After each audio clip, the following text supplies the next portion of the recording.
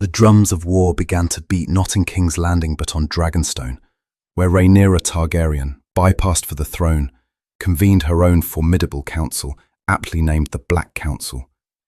This assembly included her shrewd uncle-husband, Prince Daemon Targaryen, and her three eldest sons Jacaerys, Lucerys, and Joffrey. Also present were the formidable naval commander, Lord Corlys Velaryon, and his equally influential wife, Princess Rhaenys Targaryen, alongside other key supporters.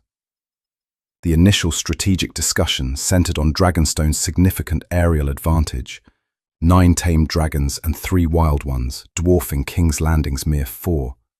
Some eagerly advocated for an immediate strike on the capital. However, Queen Rhaenyra, still recovering, tempered this enthusiasm. She pointed out the scarcity of available riders, only 5, 3 of whom were her young sons, and the critical presence of Vhagar, the colossal dragon of the Greens, which negated any numerical superiority. Prince Daemon, ever the pragmatist, concurred.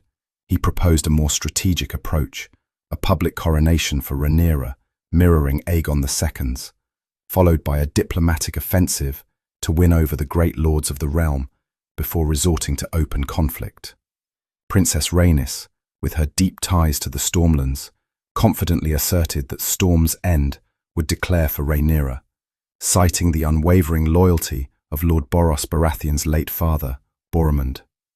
Prince Daemon, for his part, was convinced that Lady Jane Arryn would rally the Vale to their cause, and that Lord Dalton Greyjoy might be swayed to bring the Iron Islands into the fold.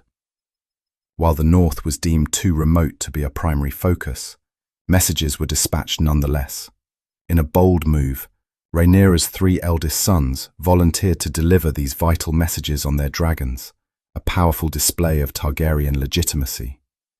Though Joffrey, at 11, was deemed too young, Jacaerys, 14, and Lucerys, 13, were permitted to go, but only after swearing sacred oaths upon the 7-pointed star. They were to be messengers, not warriors. Jacaerys, mounted on Vermax, was tasked with securing the support of the Arryns of the Eyrie, the Manderleys of White Harbour, and the Starks of Winterfell. Lucerys, aboard Arrax, embarked on the perilous journey to Storm's End. Meanwhile, a crucial military maneuver was planned. While Rhaenyra recuperated on Dragonstone, Prince Daemon and his dragon, Caraxes, would establish a base at Harrenhal in the Riverlands, serving as a rallying point for loyalist riverlords. Concurrently, House Velaryon would effectively blockade the Gullet, cutting off all shipping to Blackwater. The grand coronation of Rhaenyra soon followed, a symbolic reclaiming of her birthright. Sir Stephen Darklyn, a loyalist who had bravely brought the crown from King's Landing, presented the very same circlet worn by her father and great-grandfather. Prince Daemon himself placed the crown upon her head, declaring her Queen of the 7 Kingdoms, and was subsequently named Protector of the Realm. Jacaerys, in turn, was formally recognized as Prince of Dragonstone and heir to the Iron Throne. As her inaugural act as Queen, Rhaenyra condemned Sir Otto Hightower and Dowager Queen Alicent as traitors, yet extended an olive branch to her half-siblings, offering them clemency should they bend the knee, a stark reminder of the curse upon kinslayers. News of Rhaenyra's coronation swiftly reached King's Landing, provoking Aegon II to declare his half-sister and Daemon traitors, demanding their immediate execution. Yet, a sliver of hope for peace emerged. Grand Maester Orwyle, supported by Alicent and Helaena, advocated for parley to avert the looming conflict. Persuaded by his mother and sister-wife, Aegon dispatched Orwyle to Dragonstone under a peace banner, bearing generous terms. These terms offered Rhaenyra confirmation of Dragonstone's possession and its inheritance by Jacaerys, recognition of Lucerys as heir to Driftmark, and positions as the king's squire and cupbearer for her younger sons. Pardons were also extended to other Black Lords.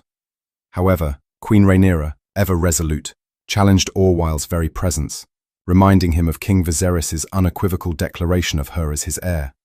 She outright rejected the terms, declaring Orwyle no true Grand Maester and seizing his chain of office, bestowing it upon her own Maester Gerardis.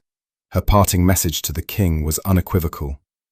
Fiercely, Tell Aegon that I would have my throne or his head." True to his word, Prince Daemon wasted no time. In 129 AC, he led the Black forces in an audacious strike on Harrenhal. The castle, formidable as it was, yielded without a single drop of blood.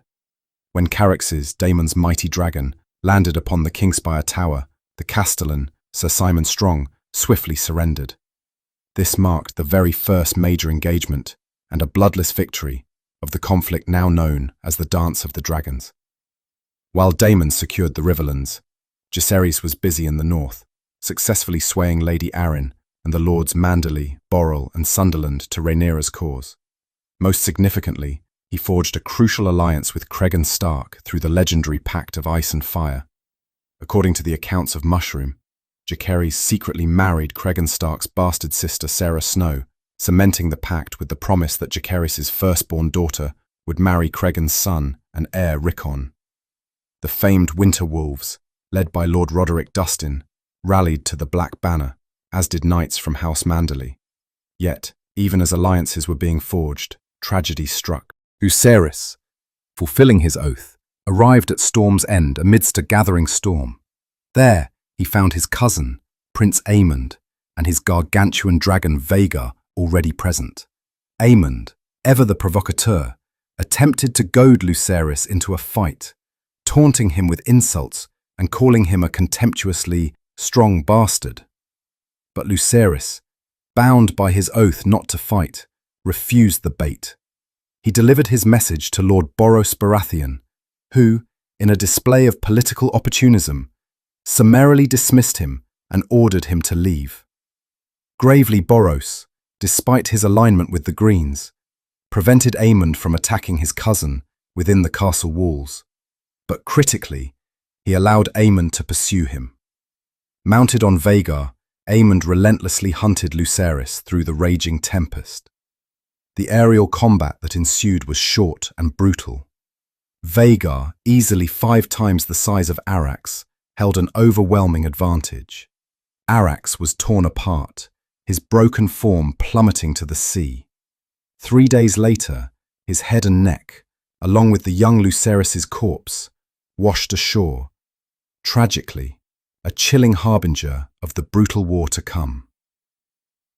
Thoughtfully, the initial strategic maneuverings and the tragic loss of Lucerys vividly illustrate the shifting tides and escalating brutality of this calamitous civil war.